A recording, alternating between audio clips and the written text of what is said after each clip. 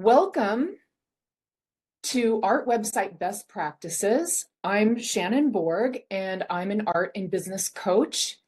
Today, we are going to talk about what to do with your website, how to make the best website, how to improve the one that you already have.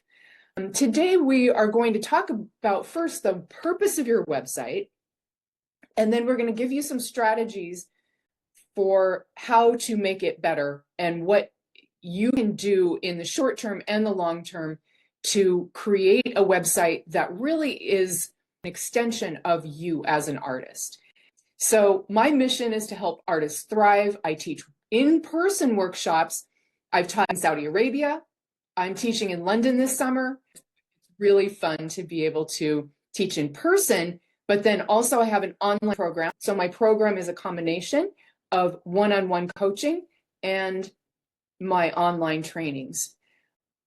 Today, what you'll need is just your open mind and a journal and a pen. We're going to do a couple of really short journal entries so you can make some progress today with your website. Okay, so the first one, I would like you to write down one piece of art and the title of it, and write down one piece of art you love and that you'd love to sell this month.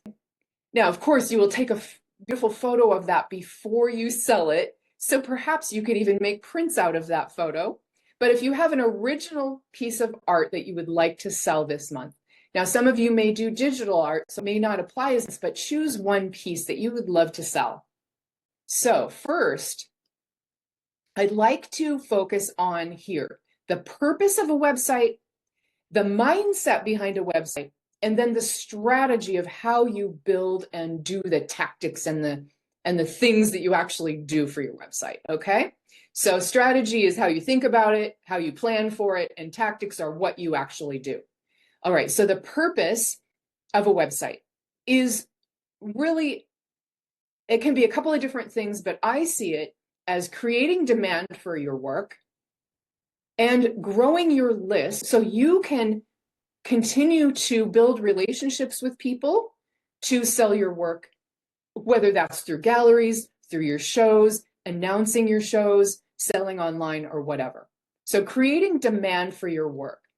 People go to your site and they see these beautiful things and that creates demand. They want to own something that you have, and they want to know more about you.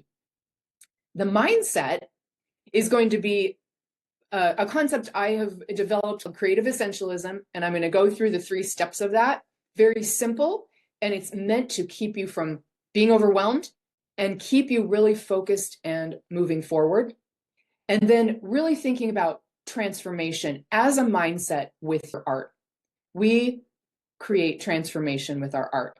And then our strategy will be about building roads to your website, solving whoever comes to your website their now problem. What are they there for right now? What are they looking for? And then continuing to build those relationships going forward. Okay, so art transforms our lives. We are all here because we're all artists because art has transformed our lives. And this is a picture of one of my client, Matt O'Brien, who makes chairs.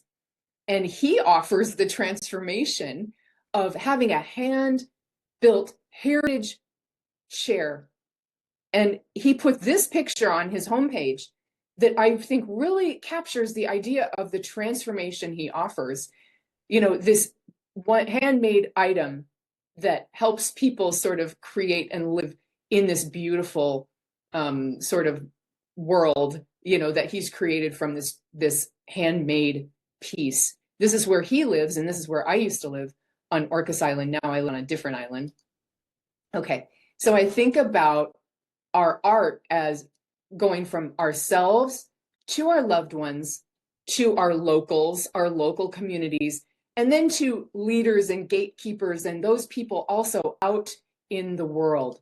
So you think of yourself as you in your studio creating art, your website, and then email is the next ripple. And then social media helps sort of lead people back to you and to your email and to your website and to your art. So it's kind of a two-way ripple effect.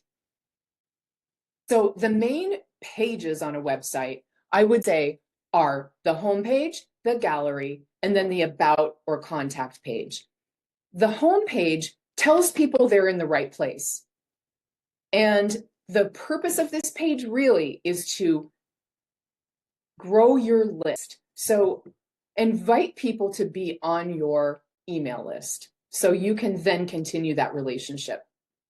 The gallery is about creating demand. It's like the candy store, right? It's like showing the candy so we can see all the lovely things that we would love to have. And when we talk about solving a problem, people have lots of problems when they are looking for art. Maybe they have a blank wall to fill. Maybe they want to have a personal piece that really speaks to them.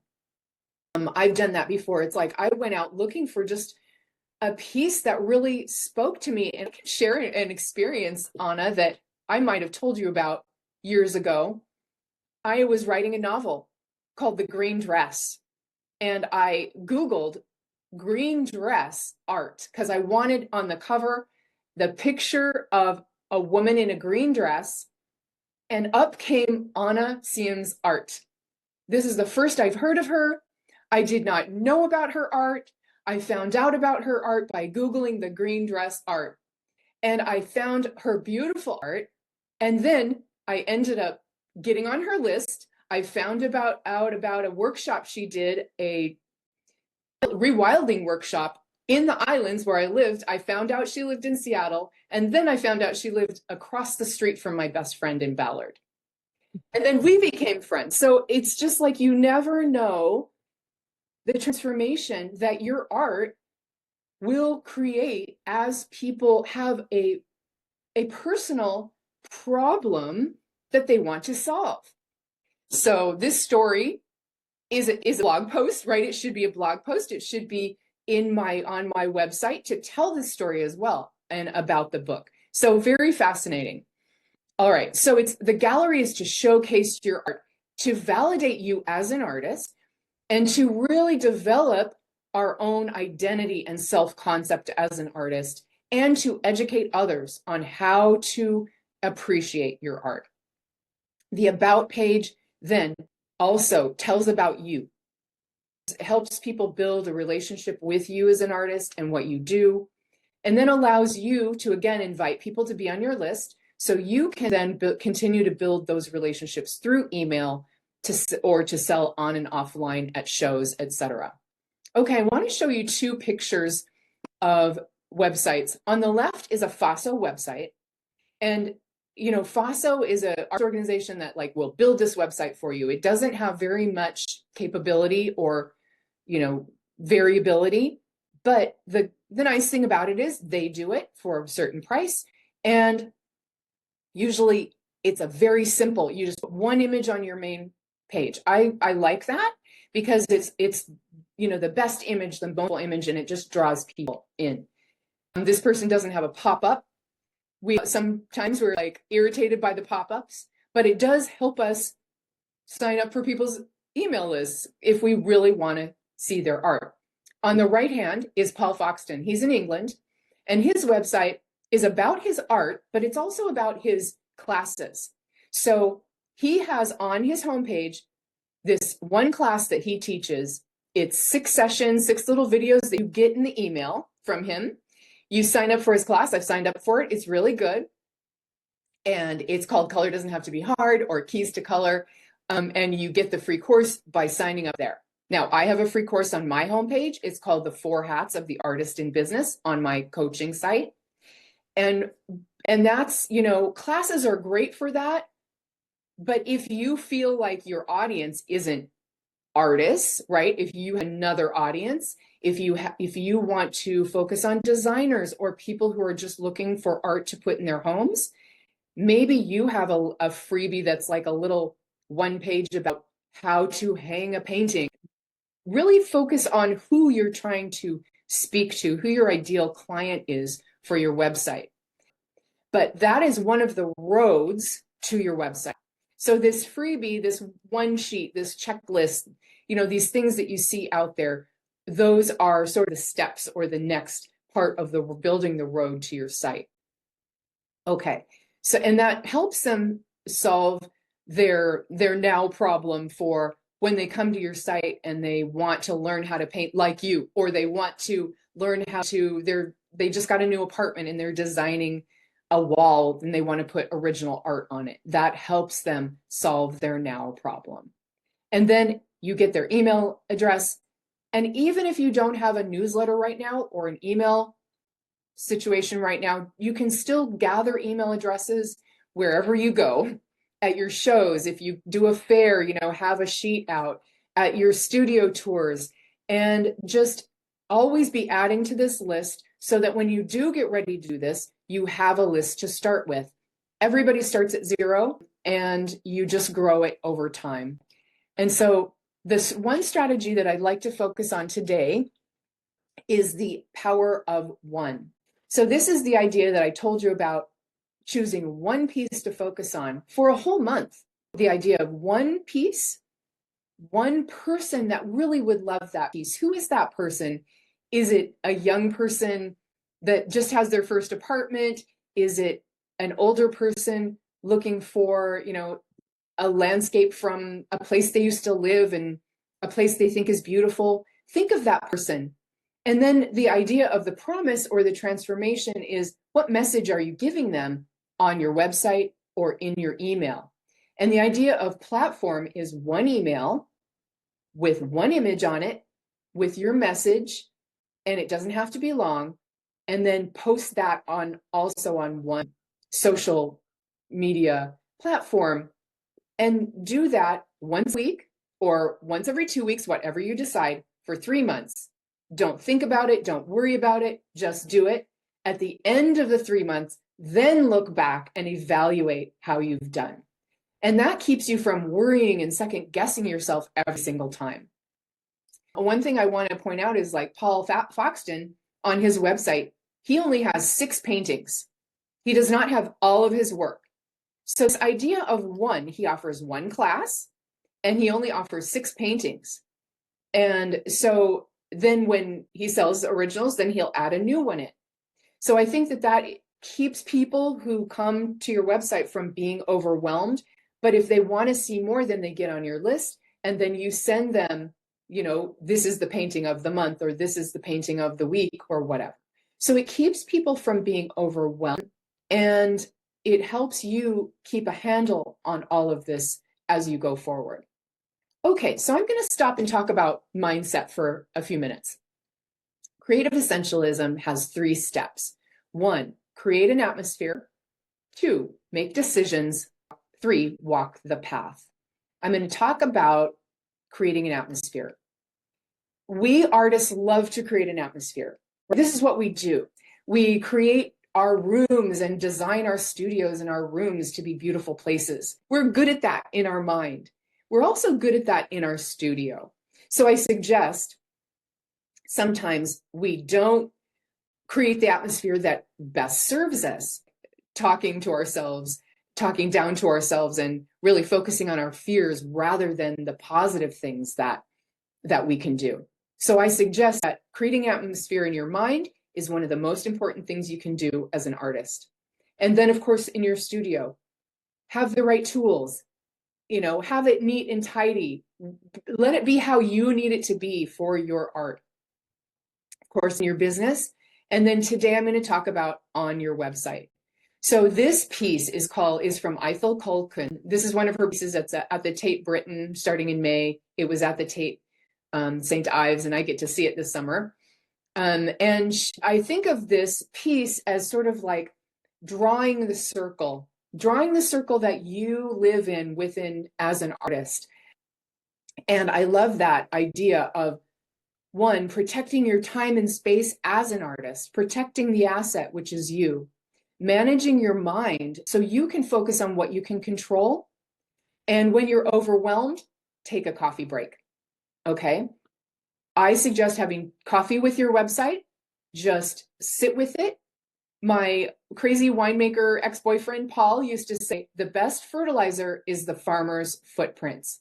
When you go walk around in your fields, you can see the weeds, you can see the things that you want to change. Just take your cup of coffee, sit down with your website, and click around. Don't think about it. Don't do anything to it. Just sit with it for a while and become friends with your website. This is what I do. I have coffee breaks when I get overwhelmed. I read, I write in my journal, and this has really developed everything that I teach. I spend time being quiet with myself, and I call it my coffee break. So you create an atmosphere in your studio by loving your space. Your studio is an extension of your brain and of your creativity and of your heart. And your website is an extension of your studio.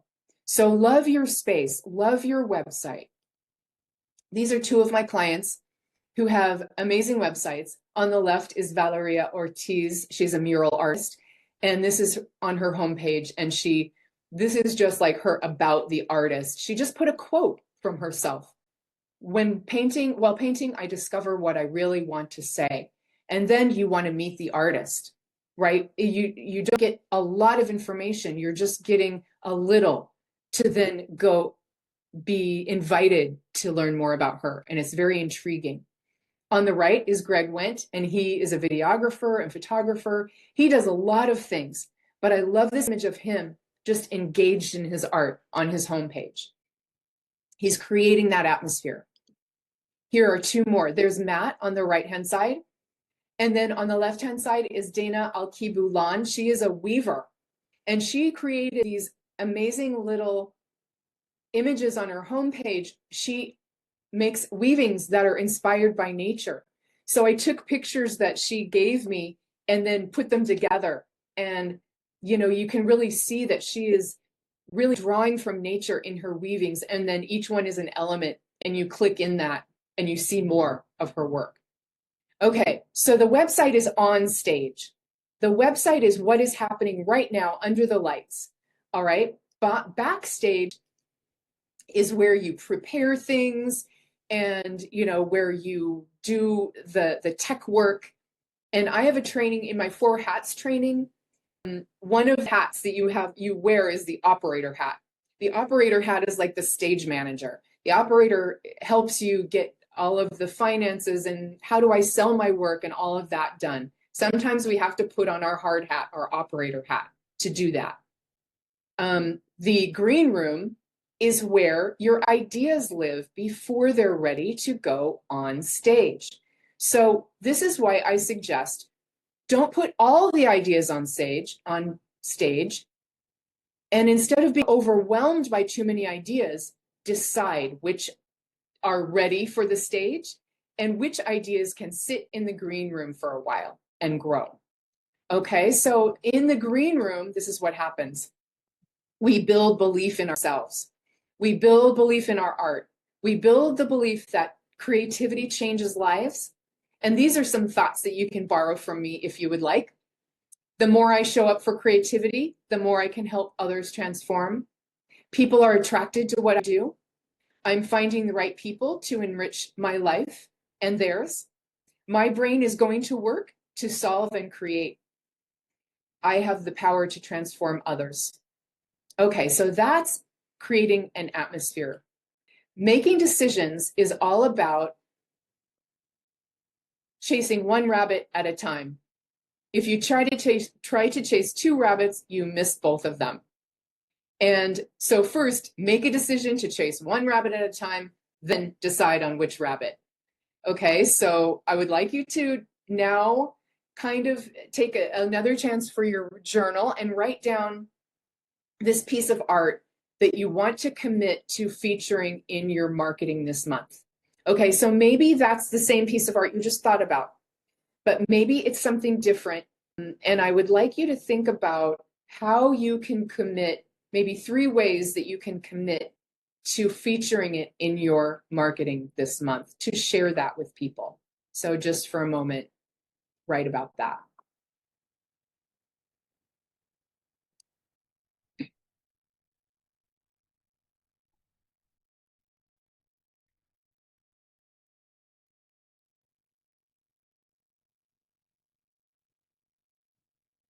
I see people are thinking about, there's a miniature watercolor painting. Wonderful.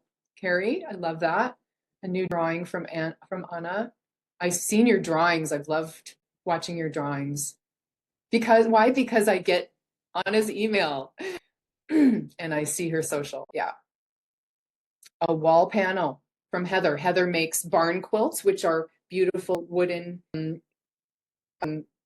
quilts that are actually on barns. And then she also makes beautiful, colorful quilts. But this time, Heather wants to focus on the wall panel in the marketing. Okay, great. All right, so let's move on from this.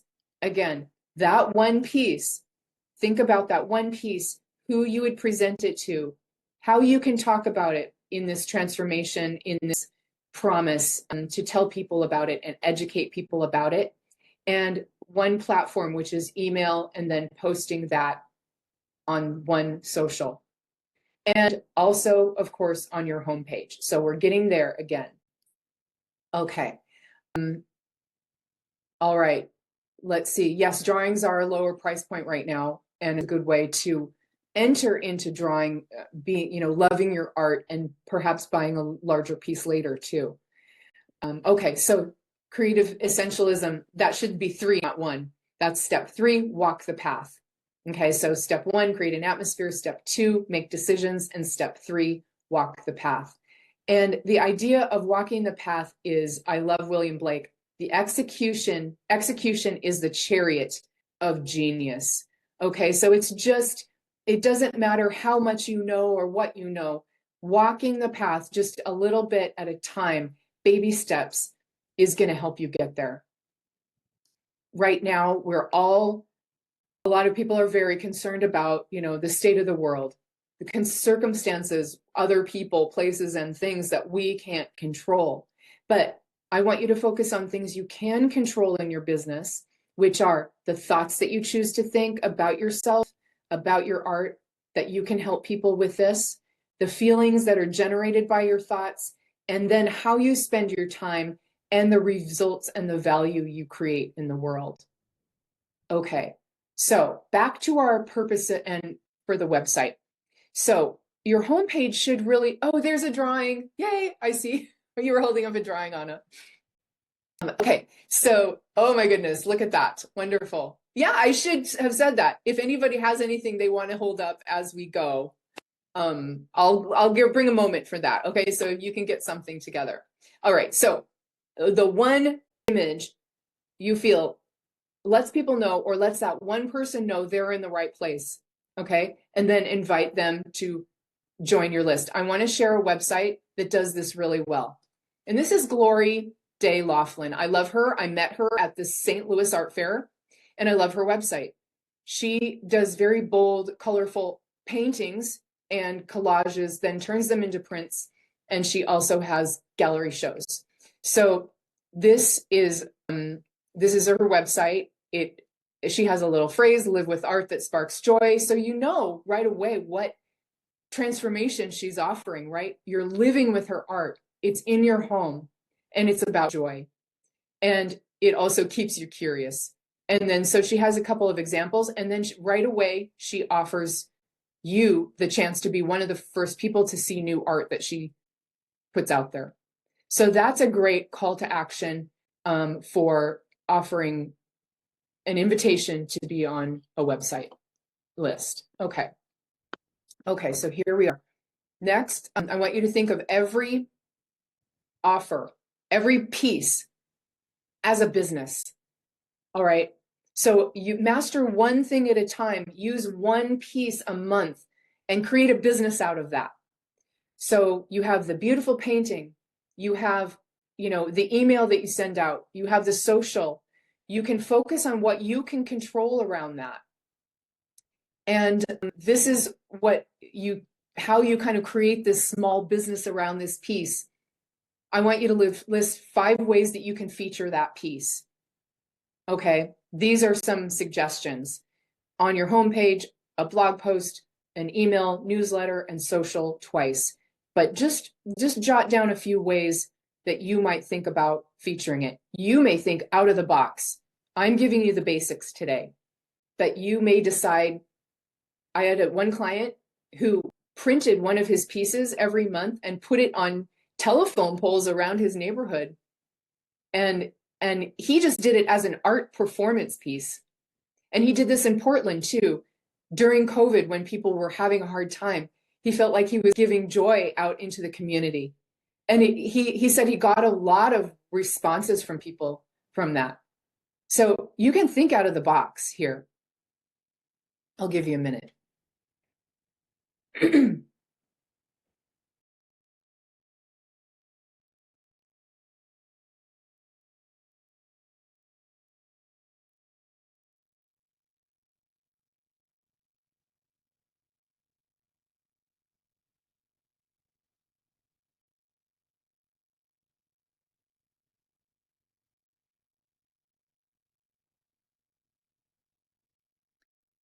Okay, just before we end and get your questions and talk about your specific situations, I want to bring up a concept that I developed and I teach my clients and I teach my students. I'm teaching painting right now, so it's so much fun with young students who are very concerned about doing something wrong. They want to do everything right. You know, they have fear about like making something look terrible and all of that. So I'm really trying to break them out of that. Thank you, Anna. Right. And I call it the pentimento principle. So pentimento means repentance in Italian. And it was from the ancient, you know, from the Renaissance when you see these drawing marks and then they paint over it or erase it. In the Renaissance, they didn't have erasers. They would take a piece of bread, crumple it up. It was that soft bread, and use a piece of bread to erase if they wanted to, if they could. So the pentimento principle is about leaving the marks that you see before. Okay, you see from before. And this is Jenny Saville. You can see that she uses the pentimento principle everywhere. She makes marks and then she smudges them, she erases them, she makes new marks. It adds texture. It adds beauty to your work. And when you think about it in terms of business, it adds layers. You do something, you make a mistake, you fail. You do something, you make a mistake, you fail. You learn, you iterate, right? You try it a new way. You add value, you create value in the world. Then you evaluate it. And I just wrote this down this morning, but I noticed that it is also an acronym, which I love, which says it's ALIVE, alive. So the pentimento principle is about making mistakes, learning from those mistakes, letting the mistakes show as you go. And you will create texture, uniqueness in your work, on your website, in your social media feed as you grow. Okay, wonderful. And I would like to now say two more things. One, when I send out this replay, I'm going to include a one sheet. It's a little one sheet that kind of reiterates everything that we talked about. It's a checklist. It includes the purpose of your website, so you can kind of check off as you do these things, then creative essentialism and the points that I talked about, and then what pages to include and why. So one thing that I do want to highlight is the idea of when you create your piece, then if you can, create a blog post about it. Just put the piece at the top and then under it, just a couple of paragraphs. Tell your story. You maybe have a process video or something. But if you don't, that's fine too. You could just take a picture of it in different stages. You could use that story and that blog post and then send that out in your newsletter. Put that on social or invite people to come to your blog and then sign up for your email newsletter and all of that. So that's kind of how I think storytelling is so important. I know I want to hear how artists make their work. I love that. And I feel more connected to the work that I own because I know that story of people behind it. Okay. So this one sheet will be on that page. Okay. So let's talk about questions, and I'm going to just open it up. Please raise your hand. And if you'd love to talk or have a question or comment about any of this, please feel free to raise your hand and I will call on you and you can unmute yourself. So I'm going to stop sharing. And see how this goes. All right. And then I'm going to go to speaker view for me. All right. Let's see.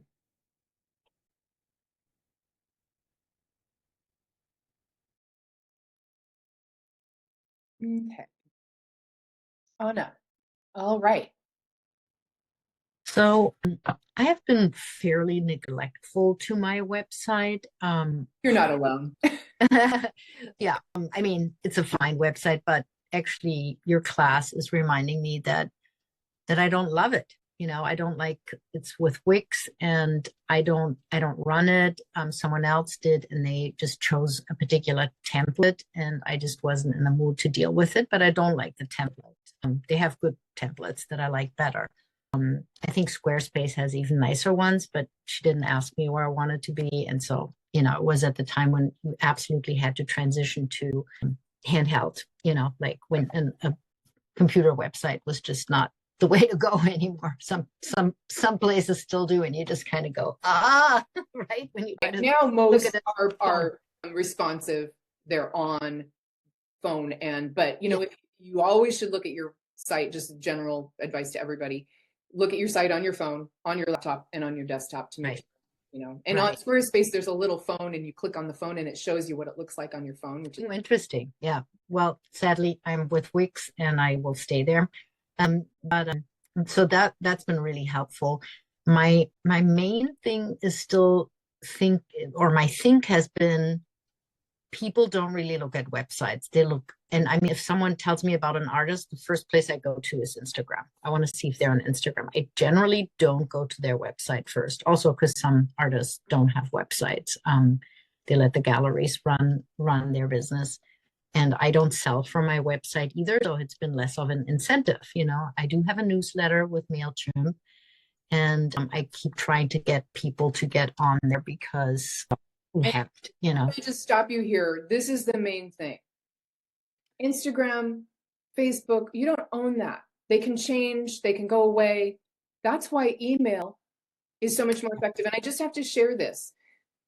With this class, I did an experiment. I have 2,000 people on my list. I sent out 2 emails announcing this class. And I posted 2 times on social media. Okay, that's not enough, right? That's not very much at all. But just to let you know, from one email, 30 people signed up for the class. The second email, 6 people signed up for the class. From social media, 4 people signed up for the class. So people think that social media is this big thing and so great out there, but email is way more effective to communicate one-on-one to the people who want what you have or who are interested in your work. I get your emails. I always know when your shows are in LA or Berlin. Wish I could go. Believe me, if I'm in Berlin, I'm going to go to your show because I know when it is from your email, not from your social. Okay, right? So it's important to know that email is where you really build relationships with people. Mm-hmm. Yeah, no, I felt this especially since who in this day and age wants to support Zuckerberg? I mean, you know, it's just I have so many followers there, you know, I have to kind of stay with there. And I'm on Blue Sky, but that's really more like a written word, what so far, written word, you know, more like Twitter used to be, is in my mind anyway. So my question really is, and you kind of answered it, is what's the relevance of the website? And I from what I hear you say is the relevance is collecting email. It's not so much that people go there so much to buy. I don't know that because I don't buy it. I don't sell direct. But yeah, you kind of answered it. Maybe you can elaborate a little bit more about the importance of the website in regards to that. Right. Like, do people look at websites? And they do, but what happens is they go, they're kind of curious, they see your work and they sign up for your email newsletter. And then they may not, you know, go to the website much again, but when they get their email, it's like, oh, that's right. And they click on it and then they're on your website. And then they're seeing your work, right? So it's like they go back to the website, that road that we're building, it's the bridge. First time they may come only on their own, only once, but the second time, the third time, every month, they're coming through your email to your website, right? So the website is where they land, but they get there through your email. So I have one more question, but maybe okay. someone was okay. Okay. Um, how often do you send out emails without getting on people's nerves? Because I'm often like, I don't want to subscribe. I have enough in my inbox. Sure. Well, it just depends on the person. I think there's a range. I have a couple of people that I subscribe to what they, their email list, the coaches and artists. And I probably get at least one a week, if not more. If they're selling something or if they're doing something, I'll get like 4 a week. And I read every single one of them. Why? Because they are offering me a transformation. They're offering me something of value that I want. I will always look at Lisa Lamoureux's art every time she sends me an email because I love her art. Every time I open it up, I get to see her art. Right? I own a little print. It's in the other room. But when I'm on my screen, I get to see her art. So I will open it up every single time. Another one is a coach who doesn't sell stuff in her, or she, selling in is kind of woven in with her messaging and how she teaches. So so I see email as teaching, educating people about, what they want to know. We all want to know something, whether it's about color, how to paint, how to do your website, we're all learning. So if you feel like you can educate people or have a message in your website without, you don't need to say anything because they're going to know that you have these paintings to offer them. So the question about how often, you can answer that for yourself, but the idea of consistency, once every 2 weeks you decide on, once every week. I know people that send one every week. I love to get every week. And if I don't, there have been sites where I unsubscribe, but then I resubscribe depending on so I think this is a mindset issue. And if you feel like you have a message that's important to the world and to the people that you're talking to and that want to hear it from you, do you think it's valid for them to hear that once every 2 weeks? Some of the messages right now that artists are giving, we need to hear every day. Yeah, yeah. Right. One thought I had is that I know there are websites where you can opt into, a frequency amount. So like I was thinking letting people opt into once a month versus weekly. Generally I only send out maybe 4 or 5 newsletters, so that is really interesting. And I have an easy time marketing myself. So kind of like what I do with stories, some people love that. All my little going ons and my opinions, and then my feed is totally clean, just art, nothing else. So that might answer that too, if there's a built-in per way to people can click on In my it. feed. But also, I wouldn't overthink it too much. Just decide how often you're going to send it out and just send it out that often. Just once a month, it's going to be once a month. If there's an extra show, just send it out. Just don't overthink it. Yeah. Okay. Other questions? Would anyone else like to comment or thoughts there? Let's see. There's something in the feed. Okay. Oh, I know we were talking about like what to feature on the site and what not to feature on the site. So who here sells originals on their website? Okay. And then who sells prints? Yeah. Okay. I've done both. And one thing that I kind of realized is that I actually have sold some original pieces off my website, but it's not, like I said, the gallery isn't necessarily to sell the work. It's more to let people know, to educate people about the work and to let them know that like I'm having a show coming up. And so they can see the originals at that show. I meet people at the show and then direct them to the website to sort of pay for it. Right. So it's an easy way for people to actually use your sort of your business operations. Okay. So you have a show and you may have your iPad with you. And yes, you can do Venmo or whatever, but it's also like if you have a piece on your website and you sell it straight through the website, then that is a really good way to keep track of everything as well for your finances. And then it'll list out all the pieces that you sold and so on. So I think that's another good way to use your website with originals if you're selling originals, or if you're selling it that way. Does anyone have a thought about how they could feature a piece in your marketing? Like, an interesting story that you could create into a blog post or a message, and then how you might take that out there in the world.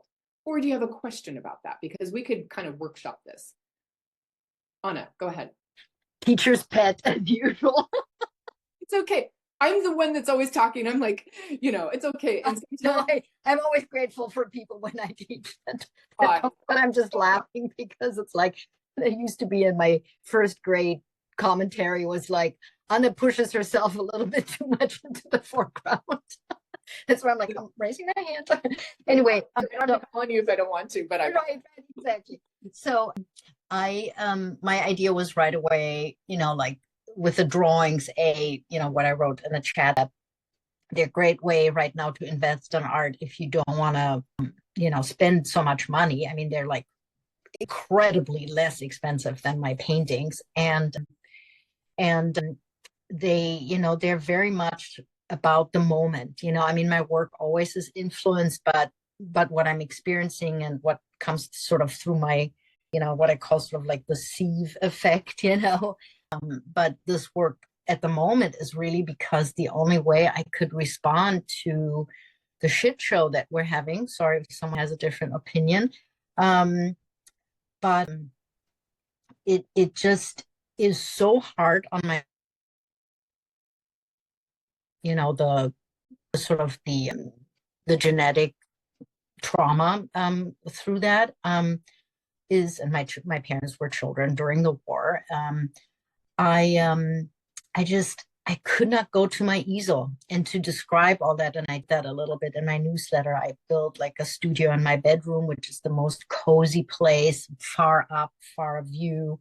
And I didn't want to use a brush at all. And I just wanted to work on paper and just create these very soothing lines. And so I would just talk about that whole process and, also about the hope that art holds. Like, I love this thing that you talked about, like, what's your headline, live with art that sparks joy. Well, that wouldn't really be my headline, but, art that takes you deep or something is probably mine, and it's so much about really explaining both the process, the reward it gives me, and again, also like this is a great time, like artists. I just read two really awesome sort of things about artists. One was artists tell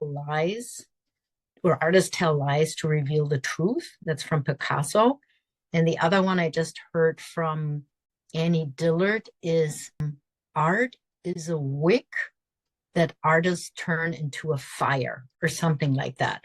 And this is so potent right now. Okay. Really is. No, it really is. And in fact, that just sparks something that why doesn't everyone here like just take a minute to think about, that phrase or that quote that you would put on your website if it was, like Glory's is let me just read that again. Like you said, it's live with art that sparks joy. Yeah. What would that be for you? And you don't have to use it, but it's sort of an interesting thing. And just think about that. Okay. So let's just take a moment in our journals to just write a few sentences. Okay. And if something comes up, I'm going to ask you to share. All right. So hold on. I'm going to time you for a minute. So I'm setting a timer for a minute and a half. Or go ahead. Okay. Does anyone want to share? I'm going to start out since I do have a couple of things that I brought from a list that I made a while back. And it has to do with creating a business, like having an art business, here's our art, here's our website, here's the ripple effect of ourselves and our art concept and our message that's like moving out into the world, right? These are some thoughts and beliefs that I'm working on that I feel are really effective and I go back to over and over. So I'm just going to read this, and also I'll put this on the replay page so you can download it. I'm just going to read these 10 thoughts that I've put together, and this might help spark something in you as well. 1, believe that art changes lives. 2, believe that my art has changed my life. 3, believe there is enough art in my life right now to change lives. 4, feel compelled by art so I can create compelling art. 5, create an atmosphere of value for myself. 6, believe that showing up for my art and myself brings others. 7, create more opportunities to engage with art for myself and others. 8, practice, operate, and create art from I am in demand. When I say I am in demand, meaning I'm finding those people that resonate with this same message that art changes lives. 9, actively increase my ability to show up for myself and others. And 10, constantly work on my art concept, my art self concept. So those are 9 marketing steps to build an art business you love as much as you love your art. I really do think that it's so much mindset and really how we believe in our mission as artists. So does anyone have a phrase that you came up with or something you'd like to share? Carrie, you can unmute. There. Okay. So I'm working on a series of miniature artworks, and my phrase is discover an entire world in a square inch of art. Wow. So this is one of Oh my gosh. those pieces. Oh, that's so beautiful. And I've been creating jewelry pieces with this type of art for Yeah, about 5 years, but I never, for some reason, considered selling it just as a piece of art. right. I felt that it needed to be utilitarian in some way in order for it to sell, but I'm starting to think that maybe they're just good enough on their own to not need the support of a piece of jewelry behind it. This is your art concept, right? Your art self concept that you're working on. Carrie's a new client of mine, and we're working on Carrie's art self concept. And he's been wanting to make pieces that are just art, but it's the self concept of you as a fine artist that you are embracing now. Right. Yeah. Yes. And it makes a big difference. I love that. Oh, that's so beautiful. And I love that they're so small, and you can own, I would love to own like 12 of them in a little frame as well. Like there's so many ways to present that. And there's so many stories to tell, I think, about that. Like you can create a really wonderful blog post about that, I think. We'll talk about that later. But So a quick follow-up question. What I'm doing now, I have this other website that I built for my work and my wife's work, but this whole new concept doesn't really fit with that website. So would I be better off, do you think, building a whole new website just around that, or finding some okay, this is a some more great question. cost-effective way? This is a great question. And I'm going to ask you, why doesn't it fit? Realistically, her things are fabric, and they're very bright, and they're very playful and big pieces. The jewelry I have on there is along these lines, but I don't have any of it there yet because it's such a new site. And so I she don't has know. her style and you have your style, but you have this site together. Yes. Okay, I think that there's a way to think about it in terms of, you know, almost like, especially like you're a couple and you're like, sort of like opposites attract or something like that. And thinking about it in terms of branding or an identity of the website that could embrace both of those. And I think Okay. once you put Okay. your brain to work on that concept, that idea of how are they perfect together? How do they enhance each Uh-huh. other? Uh-huh. Then work on that for a while and see what you come up with. Okay. Okay? Thank you. Sure. Elizabeth, do you have anything? Do you want to say something? I put a comment in the chat because I can't figure out how to raise my hand. Oh, okay. Okay, go ahead. You can raise your actual hand like this. I tried, yeah, I tried that. I love For one thing, I would really like to look at Anna's website, so I wanted her to send it. it. Put your Because website in you've the talked about it and you've really intrigued me about your concept.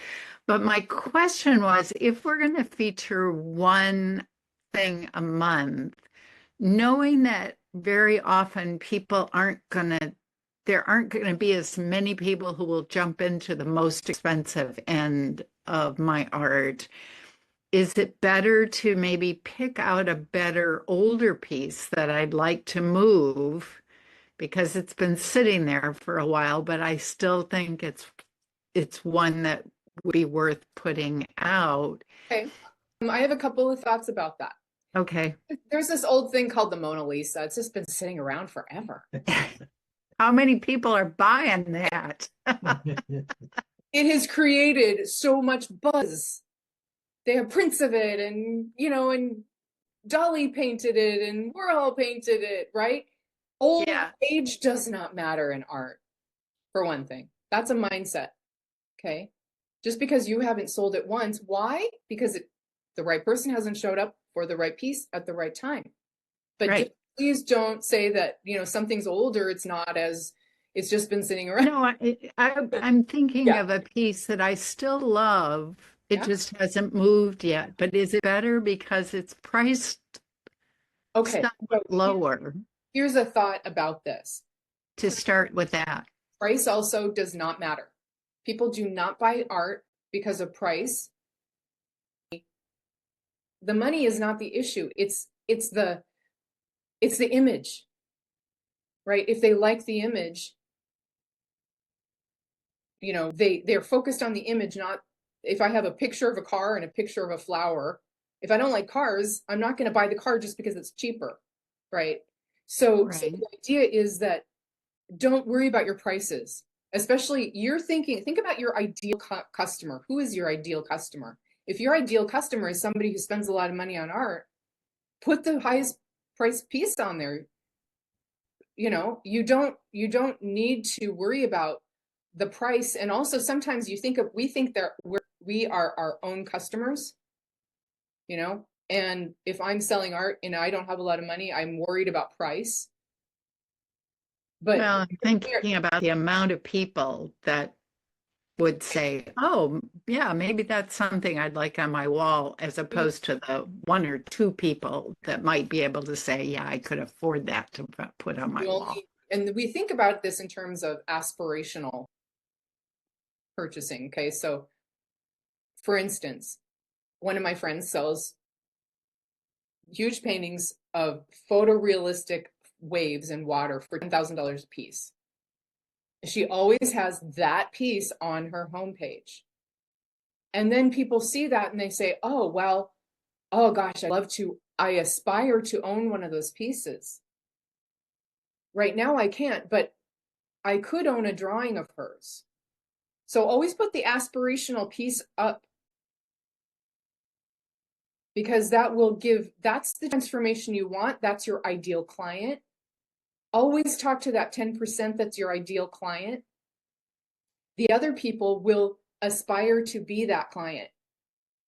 So you Always need put one my person. newest work, which tends to be Yeah. the bigger, more expensive pieces, are featured on my website, but I tend to neglect the older ones. And I just wondered, with this concept of feature one, send out a newsletter saying, this is still a piece that I absolutely love. And it's affordable. It'll bring you joy and make you think of summer days and warmth and yeah, whatever. I don't know. Okay, first of all, I wouldn't talk about the price at all. It's not affordable. It's talk about the transformation. Okay. About the transformation that it will bring them. Talk about the story behind it. And Mhm. don't say it's been around for a while. Just saying, I want to tell you the story of this piece. This is a piece that we need right now. Mm. This will bring joy to your life right now. Right? None of that apologetic, it's affordable, or Yeah. it's been sitting around for a while and I want to get, you know what I mean? And this Yeah. is mindset. So you're Yeah. my guinea pig for this, Elizabeth, but it's like, this is how we have to think. Think in terms of what transformation are you offering people? And this, if you have this beautiful piece that you love, spend a month writing about it, write a blog post about it, write about it on and don't feel like you're overdoing it. I have several that are of the blossoms on the fruit trees, which is perfect for this time of year. And then talk about how just stopping to notice the blossoms on the tree gave me a sense of quiet and peace and shut out some of the noise of the outside world. And then creating the art from that just deepened that sense. Is that the kind of thing you're talking about? I mean, that's how it feels transformational to you. So you're Yeah. just sharing your experience with other people, knowing that, believe there is, let's see, what believing that showing up for my art and myself brings others, and creating that transformation in my life helps me connect with others, and Mm-hmm. they will feel it too. Art changes lives for others as well, through you telling your story around it. Mm-hmm. Yes, the images are to, bring the images in your email are to help people click through to your website, to read the blog post, to look at more images, right? And to engage with your work and potentially buy the work. So that's how that cycle goes. So when you say, you don't have a blog, that's fine. The interesting thing about that is that you do spend a fair amount of time writing your newsletter. Okay, Elizabeth, I've seen that. They're beautiful. So my suggestion is, instead of writing your newsletter, write it on your website where it can live forever, and just in your newsletter have one image, 3 sentences, and click that goes to your website where you have written more. That's what the blog is. So you're spending the time anyway writing in your newsletter. You see what I mean? Okay, so what I do is I have a blog and I call it Art Between Tides, because it's all about the beach and the sea. And I love to write about lots of different things. In this case, I would just create a blog post. You don't have to write very much. This is just one day I was at the beach and I saw this seaweed that looked like ladies that were in Victorian dresses on the beach. And so I ended up painting several of these. So my blog post could be this long, some images and one paragraph. Now, I'm a writer, Elizabeth. I understand, not Yeah. everyone's going to do this, but this opened a world for me. I found that there's this whole history of seaweed collecting. It was part of what women did in the Victorian times. And so I put up a bunch of pictures of my own, an old picture of a woman seaweed collector, the cover of this book, some of the seaweed that I draw, how I collect my art, and then in front of a painting at one of my shows. It was an Instagram post, this painting, and it's not a long thing, but this is what I'm going to do, and I'm just going to show you how this would work. Okay, hold on. I have to go back here again. So this is a little bit of an example, and I think this might be helpful.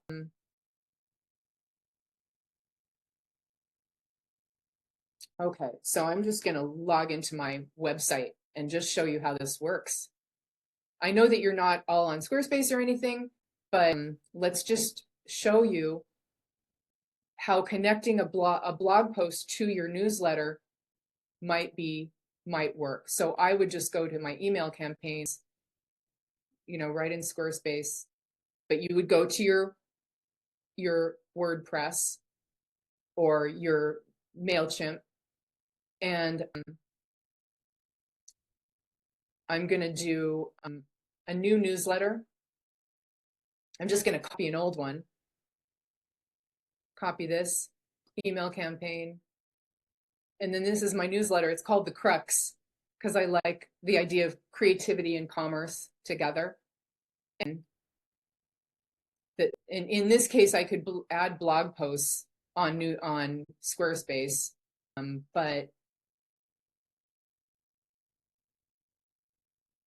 this blog post is a different one. So for instance, I'm going to use this one. It's an episode of my podcast. That read more button would then send them, when they click that, of course it would be a different image here, it would come to this blog post. And this piece, which is for sale. So do you see what I mean? So a little slow on the whole technology thing. Yeah, that's okay. So in here, in your newsletter, you just add an image with a button that says read my blog. When they click on the blog, when they click on that, it goes to your blog, which is on your website, which you've already written on your website, not in the newsletter. If I wrote something in the newsletter, it would look like this. You just put the text here in the newsletter, as opposed to this, which actually is a button that goes to your website. Okay. And when you have it on your website, then it lives there forever, and it doesn't just live in the newsletter that gets sent out. This only lives in the newsletter, and it doesn't, it's not on your website. Okay, does that make sense? Yeah, maybe we can work on the technicalities on a one-on-one. Yeah, for sure. And this is exactly, what I do with clients to help them just walk through this stuff. Now, you use MailChimp instead of Squarespace, so I would walk you through it on MailChimp. MailChimp and yeah. Yeah. So, okay, I will stop sharing. And that was technical. I wanted you to see how if you put your blog post or your images on your website first, you spend as much time as if you put it into your newsletter, but it can be used over and over and over if it's on your website. Whereas newsletter, it's just out there, you've used it once and it's kind of gone. Yeah, the concept makes sense. Yeah. And execution, I'll have to figure out. Yeah, exactly. And once you do it a few times, it gets easier. I want to just thank you for coming and thank you for your time, and just, let you know what I do is some of my clients are here, and other people who aren't my clients, I have these sort of monthly workshops, thought salon workshops, and then I do one-on-one coaching. So if you kind of are at this point where you want to go further with it, on my website, shannonborg.com, I have a little button that, let me just show you this, where I offer a one-on-one consultation right here, book a call. And that's how most of you signed up for this class, but you can choose a time and we can just talk and kind of talk about what you're doing right now, what your next steps are, and maybe if coaching would work for you. But for my current clients, that's also how you make your appointments. My program is 2 one-on-one coaching sessions a month. And then after you're done with that, people can go to 1 or 2 going forward, ongoing into the future. And I think it's really amazing to have that 6-month period of coaching because it takes that long. I used to just do 3 months, and it just wasn't enough, especially with the technical things. We work through the technical things. I make little videos so you can learn how to do it. And then you start to get it kind of at the end, right? So we need more time. We always need more time. And we then just work through whatever you need to work through. Thank you so much for coming, and thank you. You're welcome, Carolyn. Thank you for coming. Thank you. Hello, Lisa. So good to see you. Oh my gosh. Thank you, Connie and Anna, for your comment. That was so great. Thank you so much for offering this for free. That was very generous of you. Thank you so much. Will we get the recording too? There will awesome. There'll be a page with that download, and then this other like list of good thoughts to think. Right? We all need that. And yeah, I hope you all have a beautiful Saturday, and I will see you next time, hopefully. Talk to you soon. Okay, bye.